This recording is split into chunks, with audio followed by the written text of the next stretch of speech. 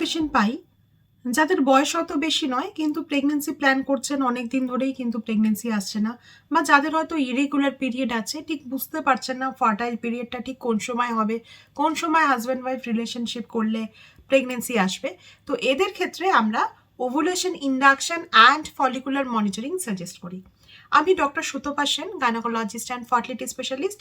আসুন, সবচেয়ে commonly employed যে ট্রিটমেন্ট আমরা ফার্টিলিটি স্পেশালিস্টরা পেশেন্টদেরকে দিয়ে থাকি, সেই ovulation induction and follicular monitoring সম্বন্ধে একটু ডিটেলসে কথা বলতে।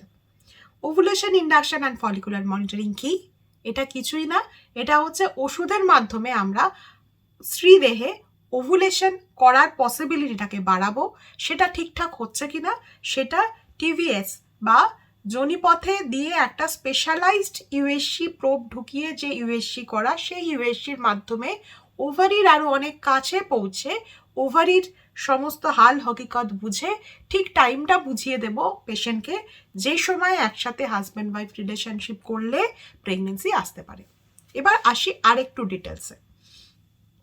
তো ওভুলেশন ইন্ডাকশন ঠিক কখন করা হয়, কোন সময় শুরু করা হয়, কি ওষুধ দেওয়া হয়? সাধারণত আমরা এখন লেট্রোজোল বলে একটা ওষুধ ইউজ করি মোস্ট কমনলি। এই যে ওষুধটা, এটা ইউজ করা হয় ডে 2 বা ডে 3 অফ সাইকেল, অর্থাৎ কিনা আপনার যদি আজকে পিরিয়ড হয় তাহলে কাল বা পরশু থেকে এই ওষুধটা শুরু করা হয়। কতদিন খাওয়ানো হয়? 5 ডেজ। এই 5 ডেজ ওষুধ খাওয়ানোর পর সাধারণত আমরা, আচ্ছা এটা আমরা শুরু করার আগেও সাধারণত একবার ইউএসজি ডে 2 বা ডে 3-তে দেখতে চাই। কেন আমরা ডে 2 বা ডে 3-তে ইউএসজি করে দেখতে চাই? তার কারণ সেই সময় দুটো দিকের ওভারি কুইসেন্ট থাকে, অর্থাৎ দুটো ওভারির কোনো দিকেই কোনো ফলিকল গ্রোয়িং থাকে না। তখন যদি কোনো কিছু সিস্ট থাকে সেটা খুব সহজে আমরা ধরতে পারি। তো সেই জন্য, আর আরেকটা কারণে হচ্ছে আমরা একটা অ্যান্ট্রাল ফলিকল কাউন্ট বলে জিনিস আছে, যেটা থেকে আমরা ওভারিয়ান রিজার্ভটা বুঝতে পারি।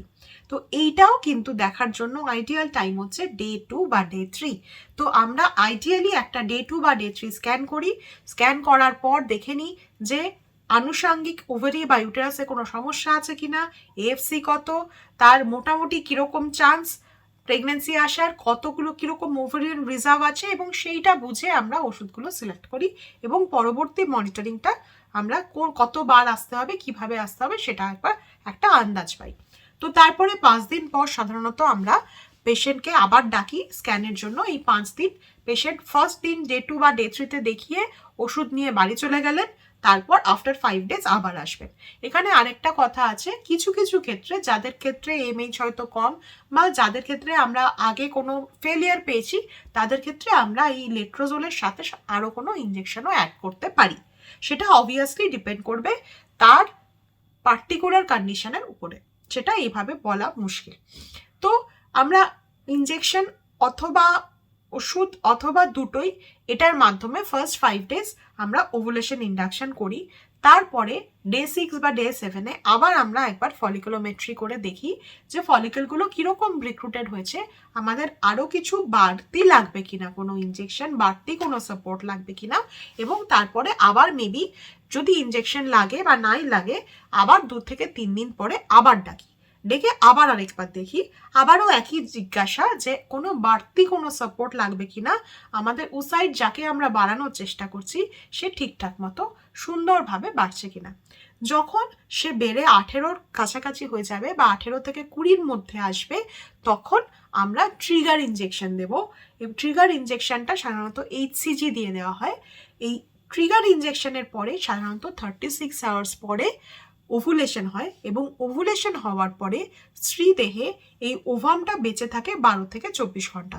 তো সেই সময় আমরা চাই যে হাজব্যান্ড ওয়াইফ রিলেশনশিপ হোক, সেই জন্য ট্রিগার ইঞ্জেকশন আমরা যেদিনকে দিই তার পরের দিন এবং তার পরের দিন আমরা হাজব্যান্ড ওয়াইফ রিলেশনশিপ করতে পারি। এরপরে আরেকটা অপশনাল স্ক্যানে আমরা অনেক সময় ডাকি, সেটা হচ্ছে যে এই যে হাজব্যান্ড ওয়াইফ রিলেশনশিপ করলো সব ঠিক আছে, কিন্তু আমরা যে ট্রিগার ইঞ্জেকশনটা দিলাম সেইটার দরুন ওটা উসাইডটা রাপচার করেছে, তো কারণ উসাইড যদি রাপচার না করে তাহলে কিন্তু ফার্টিলাইজেশন নট পসিবল। তো সেইটা ডকুমেন্ট করার জন্য আমরা অনেক সময় রাপচার স্ক্যান দেখার জন্য ডাকি। এটা দেখার দুটো উদ্দেশ্য। একটা তো হচ্ছে এই সাইকেলে আমার পুরো মনিটরিং ঠিক হলো কিনা, রাপচার হলো কিনা সেটা দেখা, আর আরেকটা হলো যে যদি বাই চান্স রাপচার না হয় তাহলে নেক্সট সাইকেলের জন্য কি দিতে পারি সেটা যাতে আমরা একটা আন্দাজ পাই। আচ্ছা, এবার রাপচার স্ক্যানের পরে আমরা সাধারণত একটা প্রোজেস্টেরন দিয়ে দিই, যাতে ওই 14 দিন পর 14 দিন প্রোজেস্টেরন দেওয়া হয়, তারপর একটা প্রেগন্যান্সি টেস্ট করা হয়। যদি প্রেগন্যান্সি টেস্ট পজিটিভ হলো খুব ভালো, যদি হলো না তাহলে আমরা আবার পরের সাইকেলে তাকে ডে 2 বা ডে 3 মানে পিরিয়ড হলে তার দ্বিতীয় বা তৃতীয় দিনে ডাকি এবং দেখে নিই যে আবার কি শুরু করতে পারি, এই সাইকেলে শুরু করব কিনা বা নেক্সট সাইকেলে শুরু করব কিনা। সাধারণত আমরা ovulation induction and follicular monitoring 3 থেকে 6 মাস বলে থাকি, মানে অ্যাডভাইস করে থাকি। দেখা যায় যে ফার্স্ট 3 মাসের মধ্যে ম্যাক্সিমাম চান্স সাকসেসফুল হওয়ার। যদি এই 3 মাসের মধ্যে সাকসেসফুল আমরা না হই তাহলে আমরা আবার রিঅ্যাসেস করি কন্ডিশন, যে কোনো জায়গায় আরও কিছু আমরা বেশি কিছু দিতে পারি কিনা বা কোনো বেশি সাপোর্ট দেওয়া প্রয়োজন কিনা, কোনো ওষুধের ডোজ কিছু বাড়ানোর প্রয়োজন আছে কিনা, এবং এর পরের প্রসেসগুলোয় আমরা নিয়ে যাব কিনা। তো এর পরের প্রসেস হচ্ছে সাধারণত আইইউআই, ইন্ট্রাইউটেরাইন ইনসেমিনেশন, অ্যান্ড তারপর হচ্ছে আইভিএফ। আচ্ছা, এক্ষেত্রে আরেকটা জিনিস বলা, যে অনেক সময় আমরা ovulation induction and follicular monitoring tubal patency test ছাড়াও করি, কিন্তু টিউবাল পেটেন্সি ছাড়া আমার মনে হয় একবারের বেশি না করাই ভালো। একবার করতেই পারি আমরা, একবার থেকে দুবার, তার কারণ যেহেতু টিউবাল পেটেন্সি টেস্টটা একটু পেনফুল, সেই কারণে আমরা প্রথমেই টিউবাল পেটেন্সি টেস্টে হয়তো জানি না, প্রথমে যেটা দেখে নিই হচ্ছে একটা হাজব্যান্ডের পুরো সিমেন্ট প্যারামিটার্সগুলো দেখে নিই, অ্যাট ওয়াইফের আমরা যেটা দেখি একটা ইউএসজি দেখি, একটা ওভারিয়ান রিজার্ভ যেটা ডে 2 ডে 3 তে দেখা যায়, আর থাইরয়েড প্রোল্যাক্টিন ইত্যাদিগুলো দেখে নিলাম, হরমোনাল প্যারামিটার্স সব ঠিক আছে কিনা। তারপরে আমরা বয়স দেখি এবং সেই বয়সে কোনটা সাজেস্ট করা উচিত সেটা অনুযায়ী তাকে সেইভাবে ট্রিটমেন্ট দিয়ে আমরা ovulation induction and follicular monitoring করি। অনেক ধন্যবাদ, আশা করি আমি এই ব্যাপারটা বোঝাতে পারবো।